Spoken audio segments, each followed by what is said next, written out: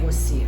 Você sabe quem é você. Você sabe quem é você quando você está sozinho. Você se reconhece. Você sabe as suas características. Então, a primeira live de março, nós vamos conversar isso, sobre essas questões da nossa família.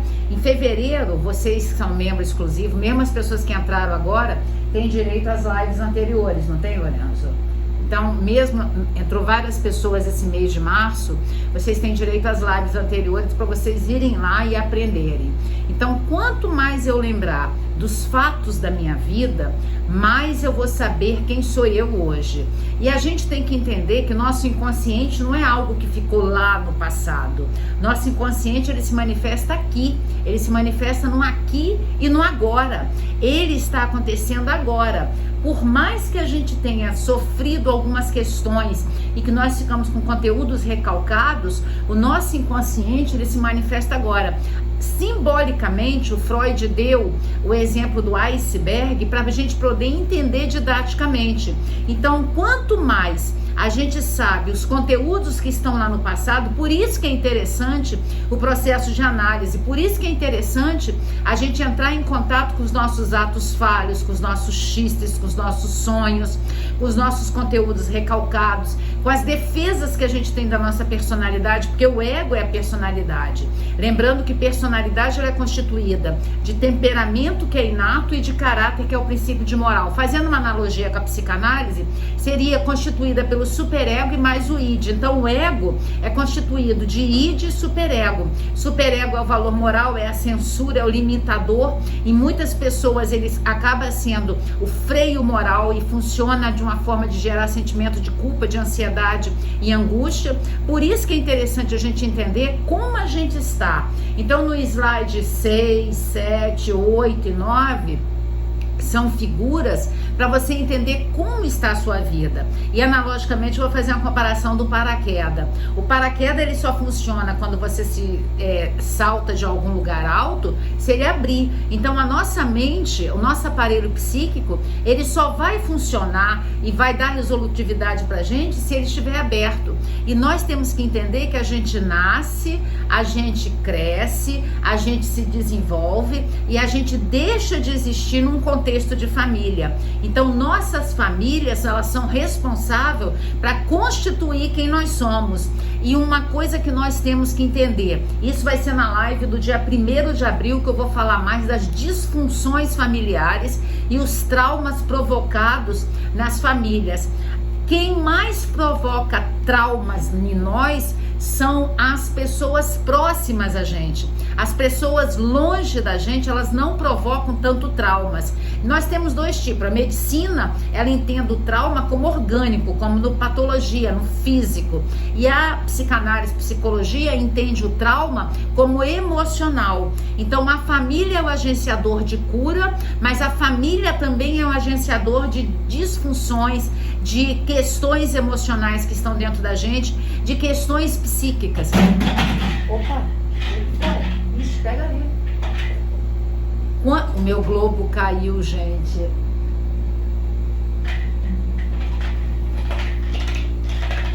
A bolinha, a pilha que soltou aqui dentro. Comprei um globo no Rio de Janeiro para ficar rodando e ele caiu. E ele é a pilha. Então, tem uma pilha aí dentro para fazer funcionar. Aí,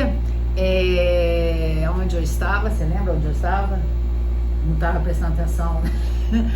Tem nem ideia onde eu estava. Então a família é o agenciador de cura dentro da gente. É na família que a gente tem que voltar e entender as nossas questões psíquicas. É na família que a gente tem que ter esse resgate. Aí eu deixei uma dinâmica aí para vocês. Eu tô recapitulando a última live de fevereiro pra gente entrar efetivamente na live desse mês, que eu quero explicar para vocês esses conceitos de terapia familiar para vocês entenderem a criança de vocês. Porque a criança traumatizada é ela que vai impedir a gente de se desenvolver. E quanto mais a nossa criança está com disfunções emocionais, mais a gente não dá conta de conviver com as pessoas, mais a gente não dá conta de enfrentar frustrações, mais a gente vai ter dificuldade nos relacionamentos, mais a gente vai ter dificuldade no trabalho. Então pensa em uma pessoa, e dessa pessoa, uma pessoa da sua família de origem. Pensa aí numa pessoa, pensa aí numa pessoa, pensa por favor, não quer pensar. E dessa pessoa, pensa 3 qualidades e 3 defeitos. Pensa aí numa pessoa, e aí a gente vai entender esses conceitos que são da terapia sistêmica familiar. A gente vai entender essa visão sistêmica, o paciente sintomático. Geralmente a família, ela leva o paciente sintomático para terapia, mas o paciente sintomático, ele só é o catalisador da disfunção familiar, porque num sistema familiar, todas as pessoas funcionam funciona igual um globo. Ao mesmo tempo que você influencia, você é influenciada. Aí Hipócrates diz: todas as partes de um organismo formam um circuito. Portanto, a parte é o início e o fim. E a família é aquela que vai construir dentro da gente quem nós vamos ser.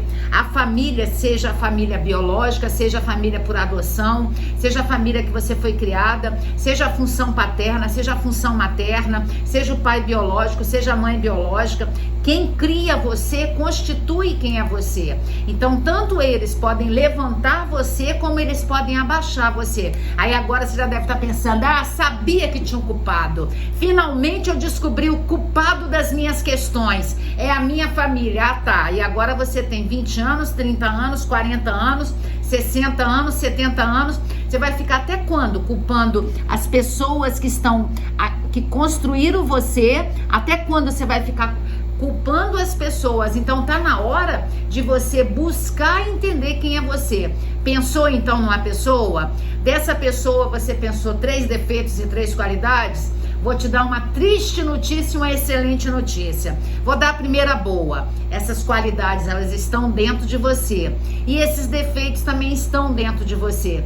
Porque tudo que incomoda a gente no outro fala muito mais da gente do que o outro. E a gente carrega essas falas no ecos familiares. E os ecos familiares levam 4 gerações você trazendo essas informações. Então eu trago informação dos meus pais, dos meus avós e dos meus bisavós.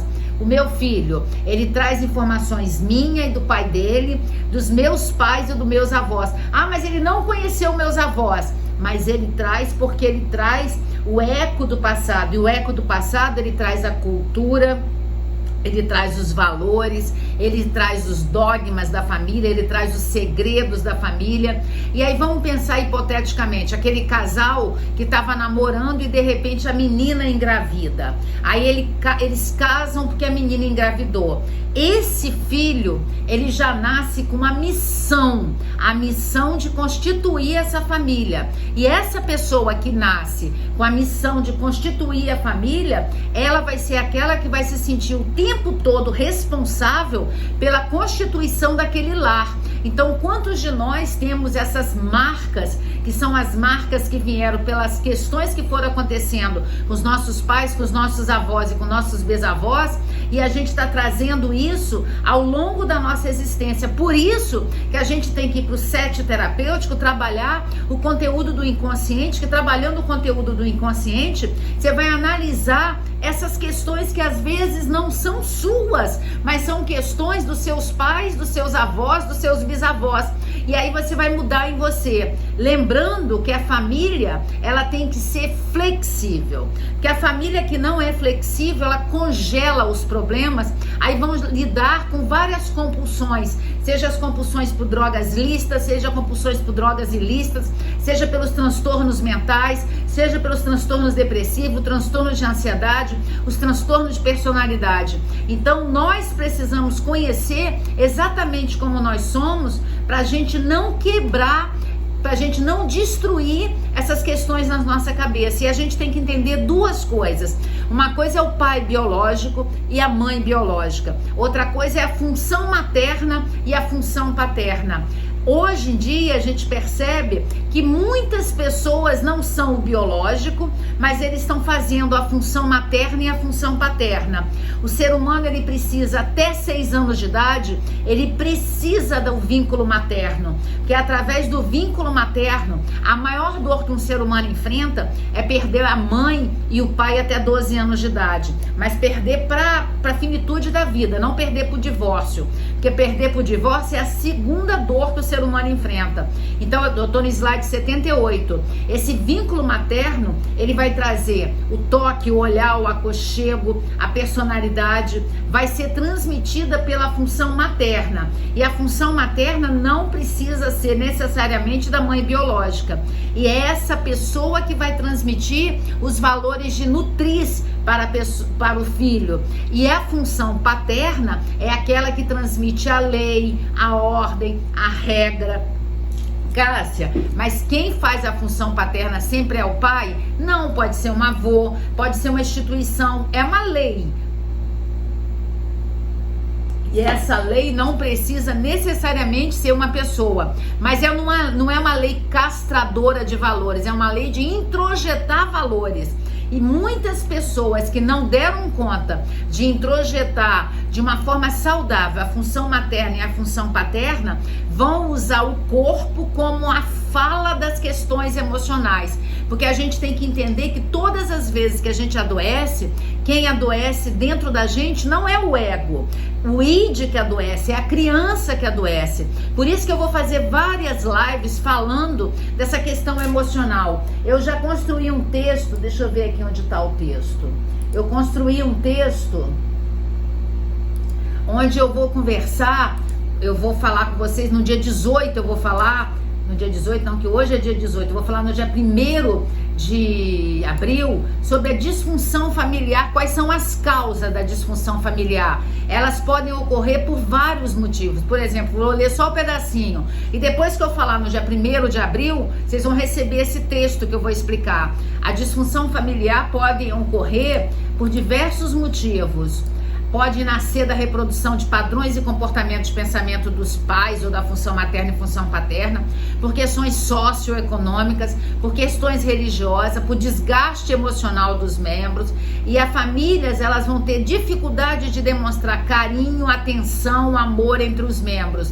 E aí essas famílias podem se desenvolver extremamente críticas e rígidas. E com certeza, as famílias que se desenvolvem assim, vai ter abuso de drogas, abuso de dificuldades laborais, dificuldades acadêmicas, depressão, ansiedade, transtorno obsessivo compulsivo, várias fobias, dificuldades afetivas, entre tantas questões. Então isso é no dia 1º de abril que nós vamos falar na live exclusiva para membros, no dia 1º de abril. No slide 94, até o final do slide, eu coloquei a importância de você se perceber fruto de uma disfunção familiar e você ir para o set terapêutico, para o local terapêutico, para o ciclo de vida da família, é um fenômeno muito complexo.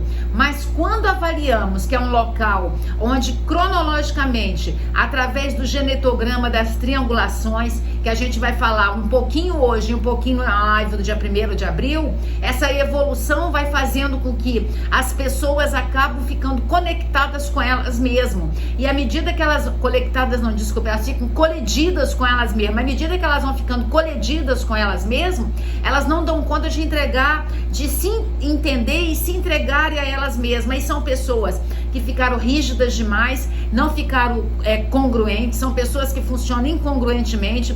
Ela tem dificuldade de entender a identidade dela, a missão dela, qualquer coisinha ela surta, qualquer coisinha ela explode. Então esse ciclo de vida evolutivo das famílias, eles vão ser aquela fala do corpo, porque todas as doenças é uma fala daquela que não foi falada. Então quando Freud vai e cria, através da obra da Imago e Companhia das Letras, o Freud vai e começa a estudar a psicanálise, e ele, como era muito didático, ele fala que o consciente, o pré-consciente e o consciente, eles falam analogicamente com iceberg. Então à medida que você vai entendendo que o seu inconsciente, ele aconteceu no passado, mas ele se manifesta aqui no presente em todas as suas ações, Todas as suas ações têm ato do inconsciente.